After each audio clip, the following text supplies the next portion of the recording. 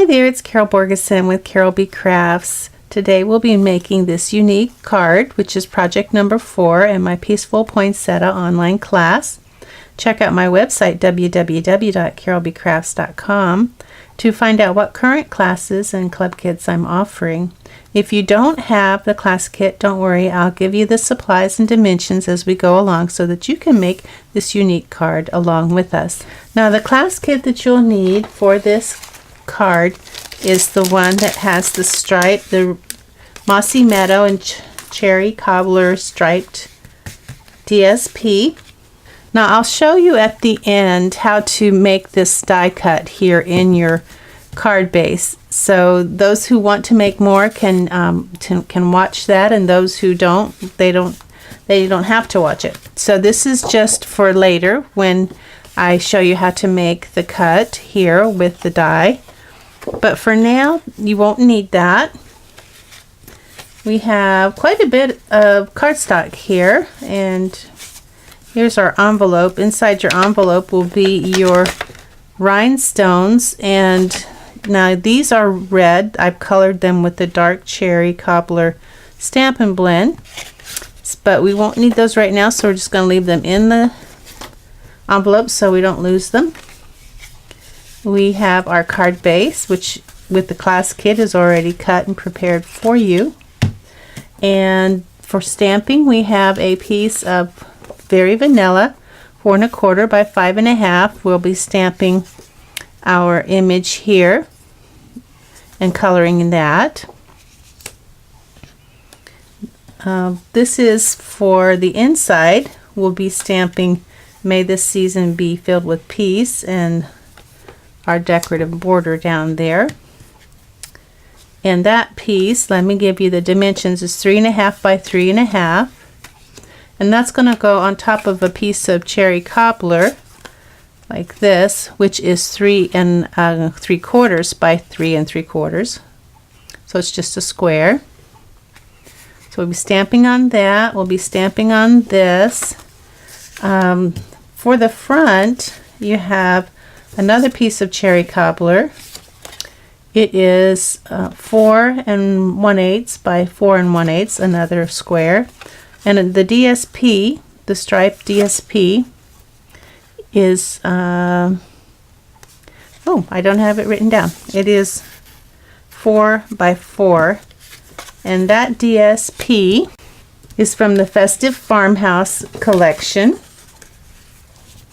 So we won't be stamping on these things here, so we won't be stamping on this. This is a scalloped oval that is the 3rd largest scalloped oval in the layering ovals framelits, and it's cut with the cherry cobbler as well. And then these two are the 2nd largest stitched oval in the stitched shapes framelits dies, and you only need one. These are Very Vanilla, and I always give you 2 though, so that you, if you need 2, you have extra. So we'll be stamping on those. So we'll put those over here. You have a piece of the tea room ribbon. It is 12 inches. It is the vanilla, Very Vanilla ribbon with the copper trim. And then of course you have your rhinestones. You have 3 small and 1 medium of the basic jewels rhinestones. So let's get started with our stamping. So it looks like we use Mossy Meadow and Memento Black for the poinsettia, and then Mossy Meadow for everything else. So we'll go ahead and we'll stamp on our 4 1/4 by 5 1/2. We'll stamp our poinsettia image, and that's coming from the Peaceful Poinsettia bundle. This beautiful stamp right here, and we'll get that out, place that on our, now there's room to do 2 if you need a little extra there. Hopefully we'll get it in the first go round. Okay, so we have our poinsettia. Okay, so we're going to switch inks. We're going to go with the Mossy Meadow. We'll get our Very Vanilla 3 1/2 by 3 1/2 piece. Before we do that though, I want to since I want to be able to place that perfectly, I have a 4 by 6 inch window sheet that we sell. I'm going to stamp my image on it first in my mossy meadow. Now I need the May this season be filled with peace. That's the stamp I want. Make sure I've got it going the right direction. That's important. I'll go ahead and pick that up.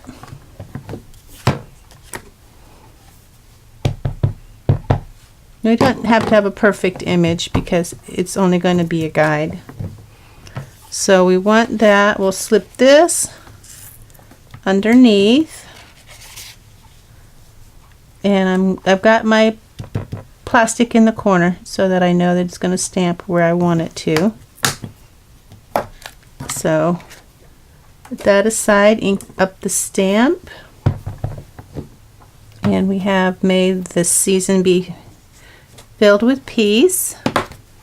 Now we're going to use this image here along the bottom, and I don't need to worry about placement with it, I don't believe. So I'm just going to put it, I'll use this edge, it's a little more straight, and we'll put that there, pick it up. Okay, for our next image we're going to use the Christmas wishes, and again we're going to use our 4 by 6 piece of window sheet, put it in the corner and put it near the bottom here and stamp our image. Okay, and then with our ovals, our second largest stitch shaped oval, we're going to put this on a piece of scratch paper like this. Just put some snail on the back, adhere it to some scratch paper, and slide it underneath that plastic just like that. And this will help us to place it perfectly on our oval.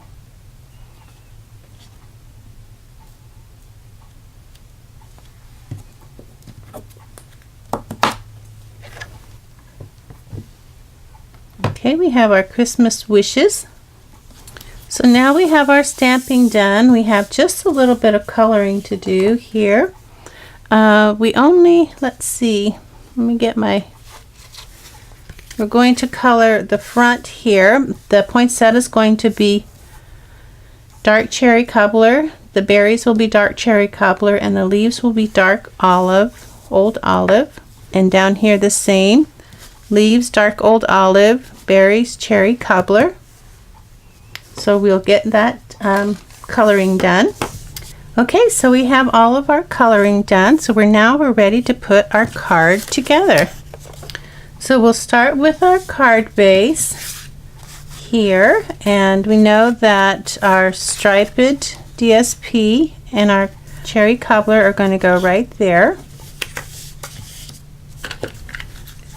And I forgot, we're going to have to die cut this out, so we'll need our die, this die right here, and we'll just put that right here and line it up. I'm going to tape it down so it doesn't move when I'm die cutting. Now I'm going to put this on with, I believe, what did I use? Mini dimensionals. So let's see, yeah, I used several mini dimensionals on this.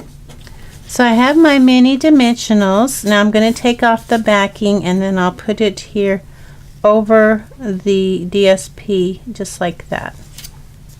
Okay, so I'm going to place this over the DSP, and I'm going to bring it up here so I can see it. Hopefully you can see it as well. I'm going to line that up as best I can. Oh, that's good. It did a good job.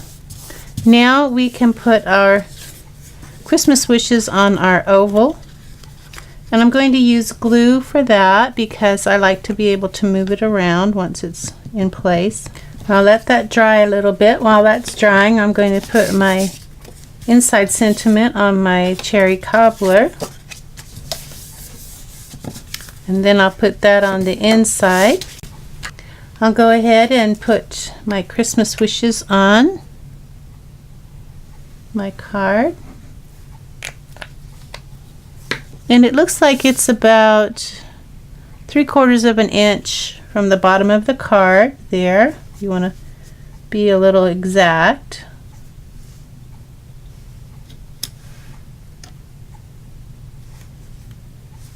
Hold it in place while it dries. Now we're ready to do our bow, and we can do that just by making a loop with the tail behind here. And then we're going to bring this around our thumb behind the loop and then through where our thumb is, right there. Pull it tight. Be sure you keep it flat. Hold it there if you need to adjust it. Don't want it too big, but we don't want it too small either. Then you can poke it up on the edges there. That looks about right. Maybe a little bit bigger than this one, but still nice. Make it a little bit smaller.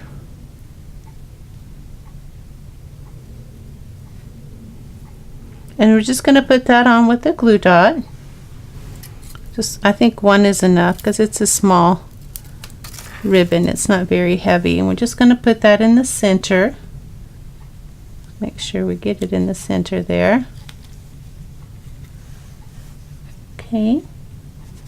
And trim our ends. I'll use my trimming scissors for ribbon. Okay, so now we have our bow. All we have left to do now is to do the rhinestones, and they are in our envelope. We have 3 small and 1 medium. Now, if you don't have your, you could always just put them on like that. They would still look fine. I just think that they look even better when they are colored with the dark cherry cobbler Stampin' blend. So I'm going to get my little scratch paper here, and how you do that is you don't want to use your brush tip. You want to use your bullet tip, because this could damage your tip if you're not. You have to do it very gently.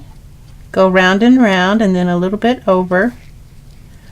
Your brush tip is too delicate to do this. You'll ruin your brush tip if you use it. I've done that before, so I know for sure. And then you'll do your little medium-sized one. And this alcohol ink dries pretty quickly. So we're going to put the 3 smaller ones here where these 3 round berries are in our poinsettia. And then lastly, we will put our medium size right about here, or wherever you'd like to put it. Okay, we are done with our card, project number 4 in my Peaceful Poinsettia online class. If you want to learn how to make the card base so that you can make more, stay tuned. I'll do that next. Otherwise, I will see you for project number 5. Thanks for watching. Bye now. Okay, to make the card base, you will need a piece of 5 5/8, not 5 1/2, but 5 5/8. That's 1/8 more than what we normally use. And then you'll need your 8 1/2. So we'll go ahead and fold that and crease it with our bone folder.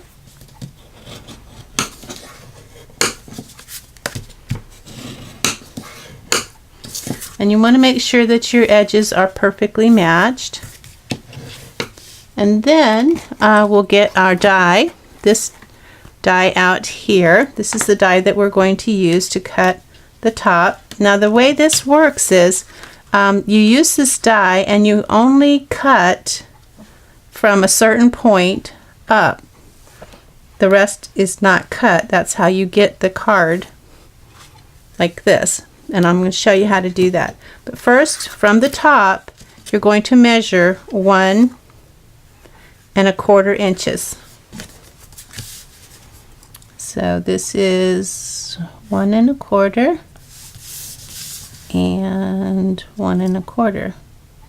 And those marks are going to let you know where to put your die. Now your die is going to go exactly up to the top, but not over the edge of your cardstock. These little marks are your leaves here on the ends should be pointing towards those little marks. And then when both those leaf tips are pointing towards those marks, you're going to put some tape on the outside of your die to hold it in place. And now you're ready to do your cutting. Okay, so I have my Big Shot. It's a little dusty. I have my cutting plate. Of course, I'm using my base and my thin die adapter. That's what I normally use for when I'm cutting a die.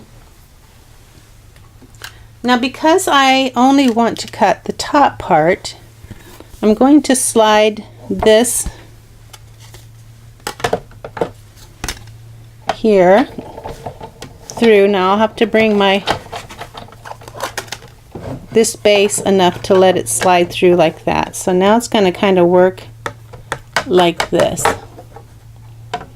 So did you see how I did that? I pulled out the base, slid this underneath, and now I can use this kind of like a lever type of situation. So now I have my marks. I'm going to, the edge of the top plate is going to be lined up not on those marks, but like a hair beyond the mark.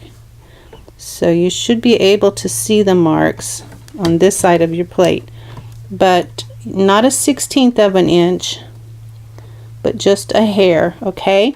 And then when you've got it there, you're going to start to roll. And you're going to hold it on this side, hold it still. You're going to go 1, don't worry about the snap, that's okay, and then back, 2, snap again, 3, and snap again, 4. And let's see how we've done.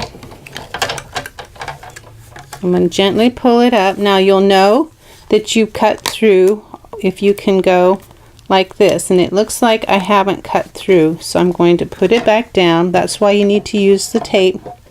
Again, I'm going to line it up across that line and send it through again. So there's 1 and 2 and 3 and 4. Let's see how we've done this time.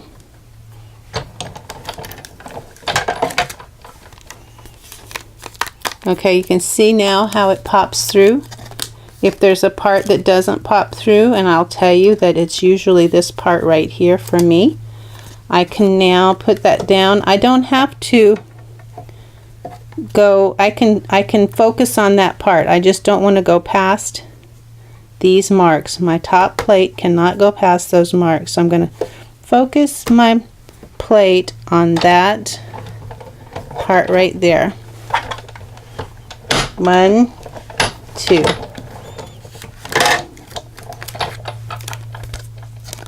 And now it is almost cut through, but still needs one more cut because it's not completely cut through. So we'll do it again. Your machine will be different, so you may have to do this, you may not. It depends. You could try using a shim, but I don't mind playing with it. So it's still not wanting to cut through. I'm going to try it again. Just have to be patient with it and know that eventually it will cut through. And there we go. See? Now we have it. So now what I'm going to do is I'm going to remove the die. Well, actually, probably carefully remove the die. Don't want to rip my card. Now here on the edges, where these lines are, we are going to cut with some very sharp scissors from that line to where the die stopped cutting. Right there.